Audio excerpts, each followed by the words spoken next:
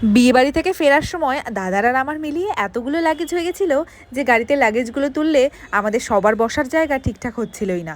তারপর শেষে একটা প্ল্যান হলো যে চলো লাগেজগুলোকে আগে পাঠিয়ে দেওয়া হোক।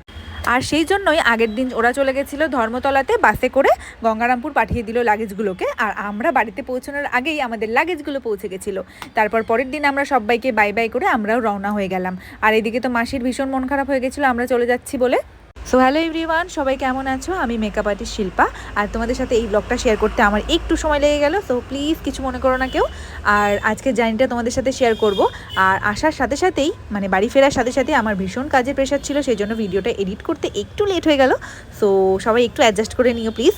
আর আমরা যখন রওনা হয়েছিলাম তখন প্রায় 1:30 থেকে 2টোর মতন বাজে, আর আমরা কল্যাণী হয়ে যাচ্ছি কৃষ্ণনগরের সরভাজা নিতে। কৃষ্ণনগরের স্পেশাল ডিশ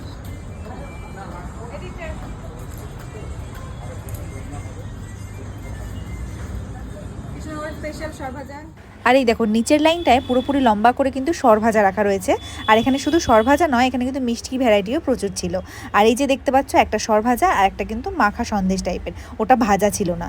আর দোকানদার দাদা আমাকে একটু টেস্ট করতে দিল যে কোনটা বেশি বেটার সেটা নেওয়ার জন্য। তো ওদেরও একটু খাইয়ে দিলাম। আর আমার তো বেশি বেটার লেগেছে সরভাজাটাই মাখার থেকে। ছানার পায়েস এখানকার সেই স্বাদ, ভালো সেই স্বাদ, সেই স্বাদ, এত স্বাদ কেন? আমার এখানকার মিষ্টি টেস্ট করার জন্য না হলো এই নিয়েছি সরভাজা, সবার বাড়ির জন্য এক প্যাকেট করে। আর এই দেখো পুষ্পা ধাবা, সন্ধ্যাবেলা চা খাওয়ার জন্য এই ধাবাটাতে আমাদের গাড়ি এসে দাঁড়িয়েছিল। আমার মনে হয় ফিল্মটা রিলিজ হওয়ার পরেই এই ধাবাটার নামকরণ হয়েছিল। আর এখন বাজে 11:30, আমরা পার হচ্ছি ফারাক্কা ব্রিজ। আর একটুখানির অপেক্ষা আমাদের গঙ্গারামপুর ঢোকার।